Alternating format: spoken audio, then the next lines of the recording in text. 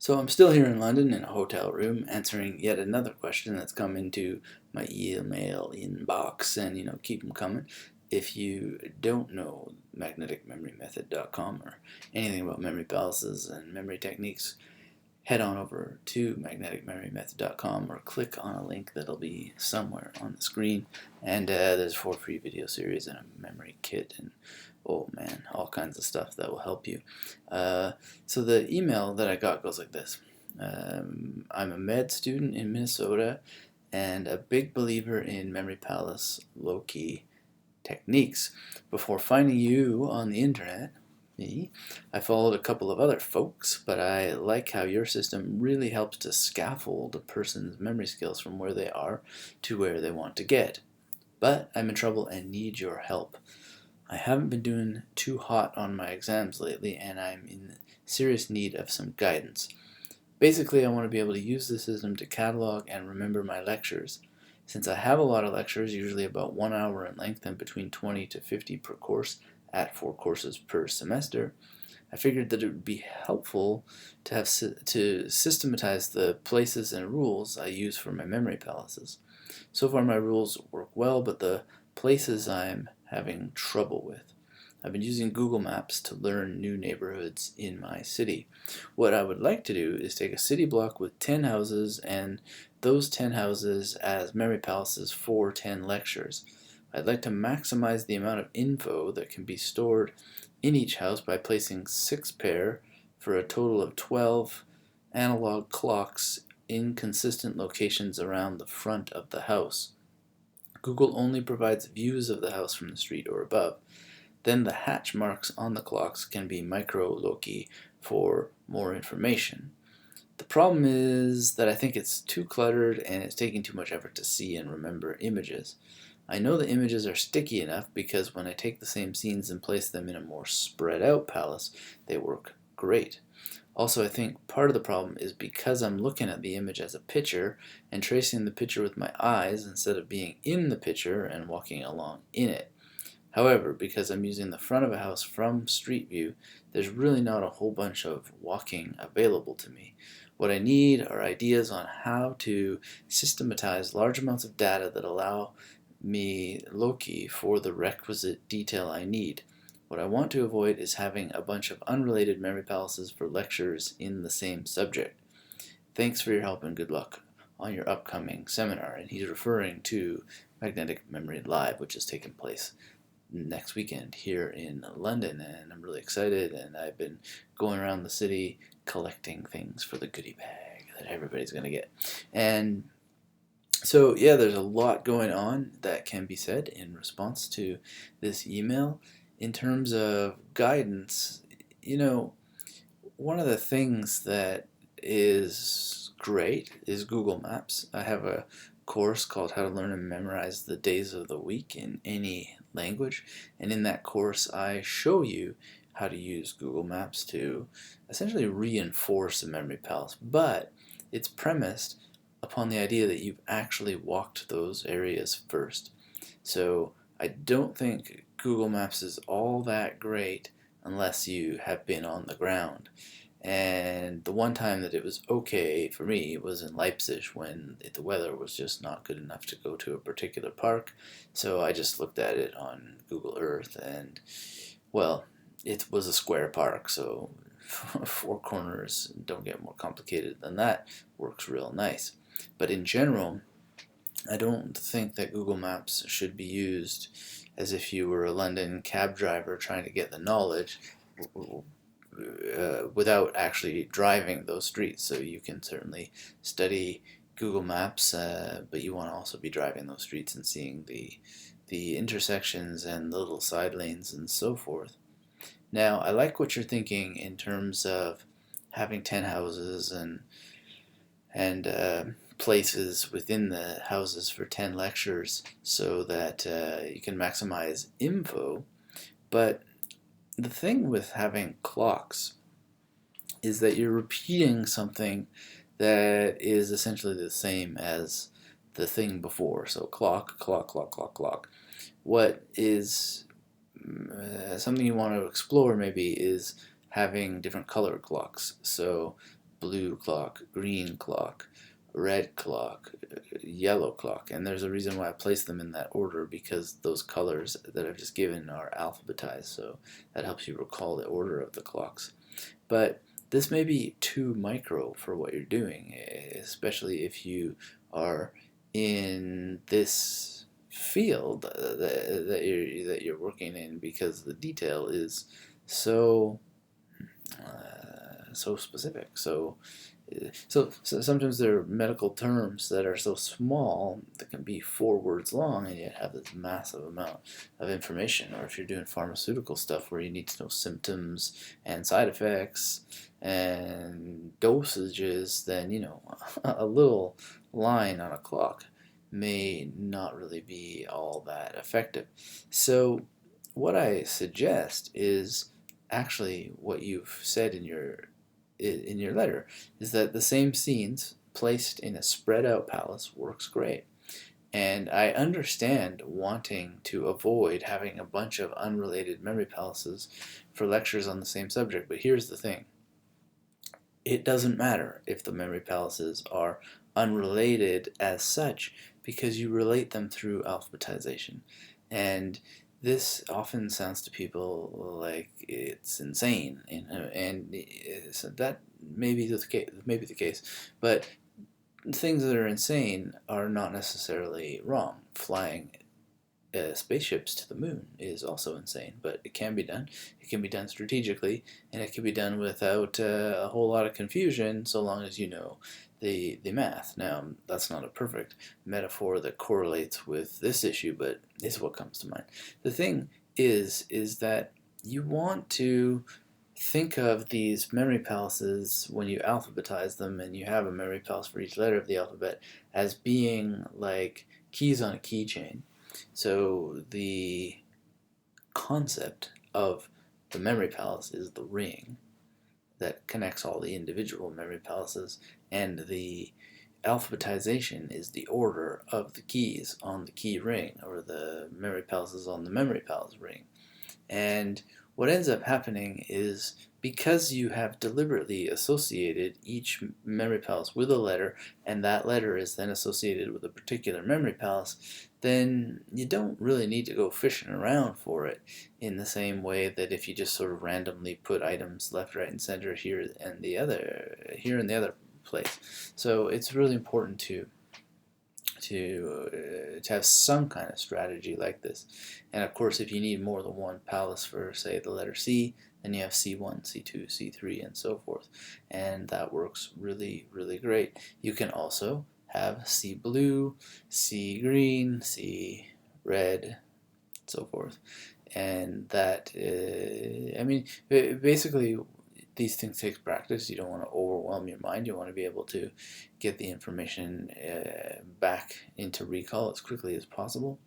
And so I would not fear having disconnected memory palaces, because that's just a mindset thing.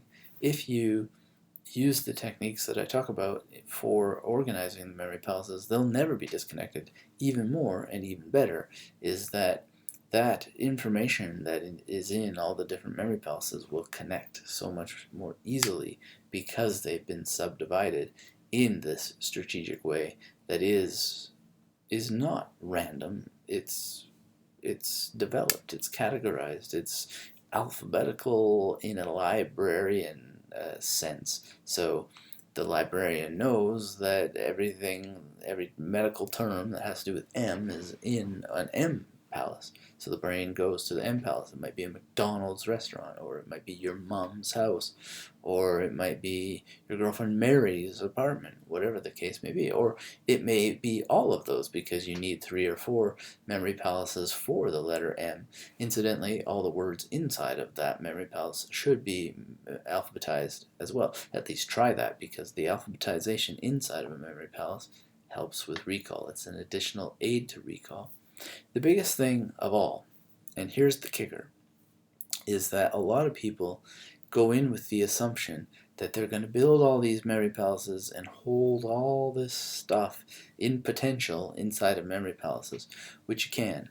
Totally, it's possible. The better thing to do is to use the memory palaces to run recall, rehearsal drills, and get it into long-term memory so that you can reuse the memory palaces and that you just have the stuff. So what do? Well, can't get into it in all that depth of detail right now, but you essentially use a strategic method of recall going through until that you are able to ease the information into long-term memory. And one of those things that you do is essentially maybe like 4 or 5 times the first day, maybe another 4 or 5 times the next day, then a number of times the days after that. And as a rule of thumb, if you have it after 72 hours, then you're probably okay to just go and reuse that memory palace. But to make sure that you're really okay, read around that topic so that you're bumping into those terms again. Write paragraphs, sentences that include the terms that you've memorized. So say you got an M palace that has 10 terms and definitions, then write a paragraph that uses each and every one of them. It doesn't even have to be a paragraph about medicine in general. It could be that it's part of a story. So if you have a bunch of M words, you could just write some kind of story. The whole point is to get it into the representation system of your mind from memory, not looking at the textbook where you found it, but from memory, so that it is being put into the use of memory. That gets it deeper into the brain, pushes it into different parts of the brain, and then speak it. Speak it to somebody. Say, hey, I just memorized these 10 words about something that's related to your field, 10 C words for medical terminology. And if you don't have anybody to talk to your dog. Say it to your cat. Say it to the wall. Just verbalize it. Get it from the brain, from the memory, into the mouth, into the muscles. So you got writing as a muscular activity. You got speaking as a muscular activity. You're going to keep reading and reading and reading and bumping into those terms. And one great thing, and I used to do this a lot, is make your own audiobooks. So I used to read philosophy because I couldn't concentrate worth a damn when I had these deep depressions and so forth. So I was just like, I don't care what I have to do in order to get this stuff into my mind and my memory. I'm gonna make an audiobook. So I would, if an audiobook didn't exist, which obscure French philosophy and German philosophy and even English philosophy often doesn't have audiobooks. So I would narrate out loud what I needed to read, and then I would listen back to it. And along those processes, I would make index cards with the key points, and those index cards would have a number on them, and they would, when it was terminology or concepts, they would go into order along a memory palace journey. So basically, often how that worked is if it was a term, then it was alphabetized, or if it was a bunch of info that I wanted from Michel Foucault or Jacques Derrida or Benjamin or whoever the case may be, there would be a Benjamin memory palace, and there would be a Foucault memory palace, and a Derrida memory palace, and a Zizek memory palace. And in some cases, there was Zizek 1, Zizek 2, so that I could be memorizing this stuff. And Aristotle there was 4 Aristotle memory palaces. And this is just absolutely fantastic, because you don't want this mega structure. Everything that you do is always going to be subdivided. I was talking with a coaching client the other day, and he wanted to build a superstructural memory palace, and I just said, yeah, go for it, work with it, try it, experiment with it, but ultimately at the end of the day, you're going to need to have subdivisions in that mega superstructure. So because that's going to be the case, rather than giving yourself the cognitive overwhelm of trying to remember how that you have subdivided your massive super memory palace, why not just start with miniature memory palaces in the first place so that you don't have to remember the divisions? It is divided in and of itself. So my mom's place, it comes with natural divisions. It's a home. It has a limited amount of stations, and the journey is nicely constructed. And it only starts to break down once I get onto the highway. And then what I do is I use a school as another memory palace that was along that highway. And then there was a store, gas station, very, very small, but still another memory palace. Not part of one huge memory palace, but a subdivision inside of that memory palace. So please, please, please don't think of this as having a bunch of unrelated memory palaces for lectures in the same subject as was written in this letter. That is not really the best way to think about this, because you just need to strategically make your memory palaces so that they are not unrelated. They are related by virtue of how you create them. So I hope this helps, and I hope it gives you the guidance that you're looking for. And another thing, because I've also had experiences at university, both as a student and a professor, and I have had hour-long lectures with 4-hour courses, or 4 courses at a time. I think the most courses I ever took at a time was 5, and I pressed them to let me take the additional one during the summer session because I wanted to get through my BA on time, and it was actually a mistake. It led to some problems with the depression issue, but nonetheless got through it, and memory was a great help in that. So yeah. Oh yeah. But what I was going to say is that the avoid the need, the driven feeling of need to memorize each and every single piece of information in a lecture. Go in there and decide in advance, I'm going to take 3 major points away from this lecture, or I'm going to take 5 major points, or I'm going to take 10 major points. Just pick a number and do not allow yourself to stray from whatever that number is, and just make note of them. Put them on index cards, number those index cards, and then memorize them along a memory palace journey. You don't need to keep the index cards, but the reason why to do the index cards is several reasons.